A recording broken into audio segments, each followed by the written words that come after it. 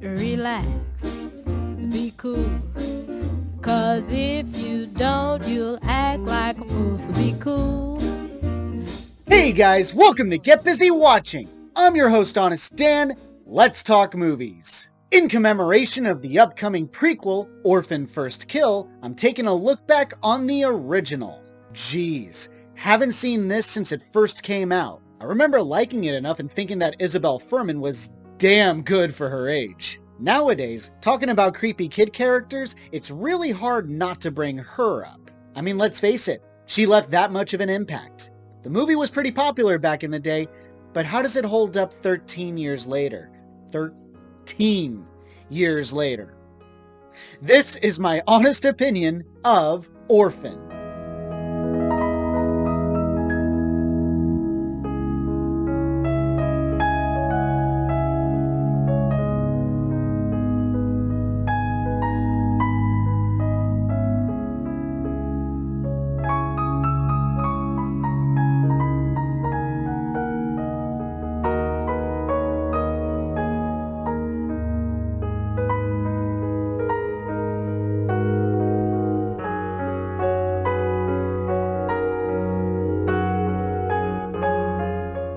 Kate and John Coleman, played respectively by Vera Farmiga and Peter Sarsgaard, have elected to adopt after Kate miscarries their third child. They take in Esther, played by Isabelle Fuhrman, who is a Russian child who seems very mature for her age. When they bring her home, things seem relatively normal at first. But as time goes on, tension grows between Esther and Kate, and Esther is revealed to be far darker than she let on, keeping John in the dark, Kate paranoid, and their two other children in crippling fear of Esther.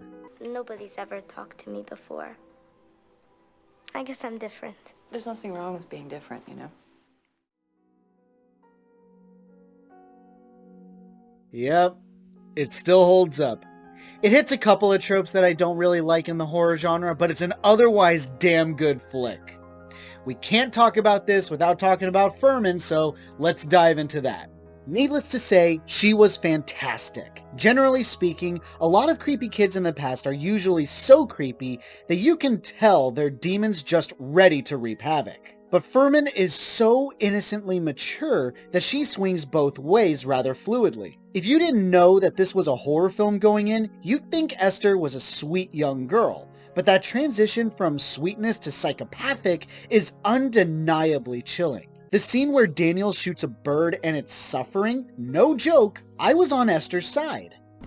Did you kill it? Just a paintball. I didn't think it hurt him. What the stupid ass kid saying that as if he's never been hit by a paintball before? You know it does. And if it hurts your scrawny ass, you better believe a pigeon's gonna feel it far worse. No, folks, Esther was right. If Daniel can play the big boy game of shooting a live creature, he can play the big boy game of owning up to it and learning from it. Putting that bird out of its misery was totally his responsibility, and he had no right to question what was wrong with her.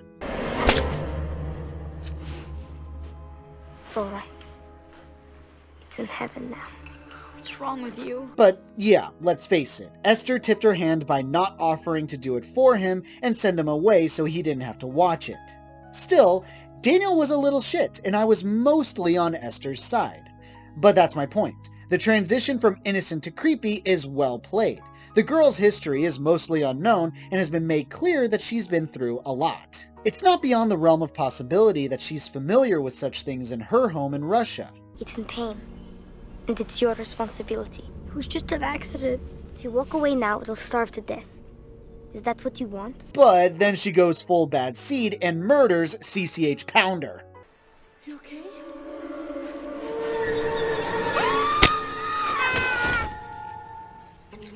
Bitch! Now who's gonna be a pain in the ass for the Suicide Squad? I'm Amanda Waller. I'm here to indoctrinate you convicts into our special forces. Pass. And it only gets more uncomfortable. What have you done to your face? What is this? And unintentionally hilarious from there. If I find out that you're lying, I'll cut your hairless little prick off before you even figure out what it's for. Bitch. Low blow. He needs to bang alien chicks as Chris Pine in the future. Citizen, what is your name? My name is James Tiberius Kirk. You know what the shit? It's the same kid. This movie is full of surprises. Hindsight, man, such a wonderful thing. How Furman managed to avoid high-profile movies since 2009 is entirely beyond me. She is so damn talented. Actually, she was supposed to have a larger role in M. Night Shyamalan's After Earth, but she was cut from the final film. Except the back of her head, apparently. She should have been the star if we're honest. She's a far better actress than Jaden Smith. It's in heaven now. A lot of fun facts in this video. Impress your friends with unnecessary nerd knowledge. More to come, but later. The acting is great across the board. Vera Farmiga obviously knocks it out of the park. How could she not? She's Vera freaking Farmiga. That's basically her trademark. What did you do? Hey! What did you do to him, you bitch? Stop! Orderly! Orderly! He's trying to kill my baby! What else? Max, played by Ariana Engineer, was cute as hell and was the real manipulation of the movie. Of course, the adorable deaf girl in danger is gonna make us even more hooked. How dare you play with my emotions, movie? Do you want to play? To be fair, now that I'm thinking about it, Max is arguably the most tragic character in the story. She is clearly the only one excited to have a new sibling, and early on, she seemed to have a legitimate bond with Esther. But as soon as Esther's more homicidal tendencies crop up, Max is the one who knows all too well what Esther is capable of. You're not going to tell on me, are you? Whereas Daniel and Kate simply suspect, Max knows. And by the end of it, I feel like she lost the most, having lost two sisters, the one never born and the one that turned out to be a lie. Sure, the same argument could be made for Kate, but she eventually learns Esther's true identity and was able to disconnect her emotional attachments. Hell, you could argue that she did that far earlier in the film, but it's not like Max learns the truth about Esther's identity. From her point of view, her sister is hunting her down and trying to kill her, and doesn't really know why. I'll shoot mommy if you tell. I think I just ran through all my positives in a freakishly short amount of time. Just watch. I'm going to start talking about the negatives, and I'm going to focus too much on that, as if I don't like this movie. No. Let's get this clear. I love this movie. I think it's awesome, but let's just get to it. Starting with the lowball nitpicks. School bullies. Cliches. I get the function. Throughout the movie thus far, there's been subtle hints in regard to Esther's true identity. You'll notice that Esther doesn't cry or anything when bullied, which is a foreshadow. But the fact that a cliche bully is used at all is pretty annoying. I mean, worst teacher in the world, new girl in town, Russian kid, and already being heckled with zero say from said teacher. Little Bo Peep texts me. She wants her outfit back. You can take a seat. And now, let's crank up the bitching and talk about a particular subplot. It is revealed that Kate and John, at some point, had affairs on each other. I don't like this subplot. What gets me about this one is that it comes out of nowhere, and about an hour in. There wasn't anything to indicate that this was a thing up to this point. You know, apart from the flirty co-worker at the playground. But that could mean a bunch of different things.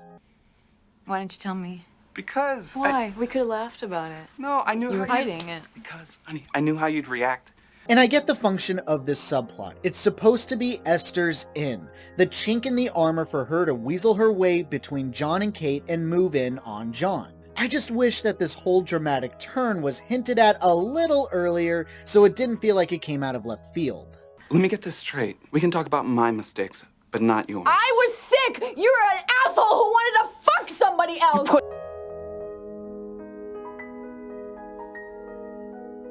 I also wanted to praise the use of one of my least favorite tropes in horror films. The character that doesn't believe that anything's wrong. You know what I'm talking about. The main character experiences something spooky or disturbing. They try to tell someone close to them, like a spouse, a parent, a best friend, something to that effect. But that character doesn't believe them, thinking that they're just overreacting, it was a dream, or it was the wind. I hate this trope so much. I hate this trope mostly because it's a sign of really bad writing. What generally follows when you have a character that tries to tell the close person these things, they constantly try to do it. And that's annoying to me. And on the flip side, it makes the close person look like an unconcerned dickweed. So what you have now are two unlikable characters. One an idiot, and the other an unfeeling jerk. But here, the trope is done really well and has an in-story explanation to make it work. Esther isn't really a 9-year-old girl, but rather a 33-year-old woman with a hormonal disorder and dwarfism that makes her look way younger than she is. This we learn. And we learn that she is basically spending the entire movie acting like a daddy's girl stereotype. She's manipulating one parent to believe she's one way, while the other sees something different. You wouldn't know. Honestly, you wouldn't know. She's always on her best behavior with you. She's completely different with me.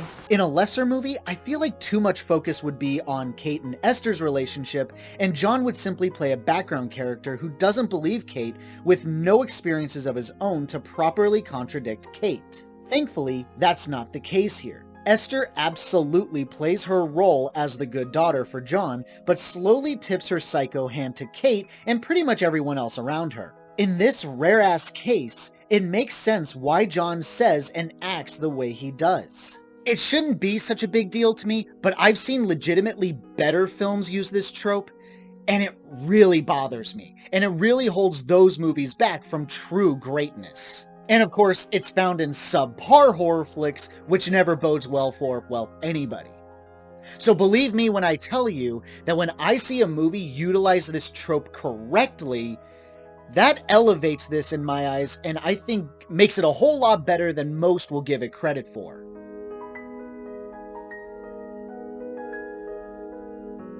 I adore this flick. Yeah, there's a few plot holes here and there. When you really break it down, and you start questioning, like, how has she managed to avoid certain medical records, which would definitely reveal things, the story does kind of shatter. But if you're forgiving and you can just lose yourself in what this movie is, I think it's a hell of a wild ride. There is some truly great stuff here that any horror fan can enjoy. My honest rating for Orphan, a strong 4 out of 5. You took your family for granted. What do you mean? What are you going to do? Hit me? Thanks so much for watching, you guys. I really appreciate it. Have a great day. Stay safe and healthy out there. Hope to see you soon. Is work and worry and worry and hurry, be cool. Relax. Be cool. Face facts. You don't take time to sleep, eat or drink, but just remember that it's later than you think. So be cool, just relax. So be cool, face facts.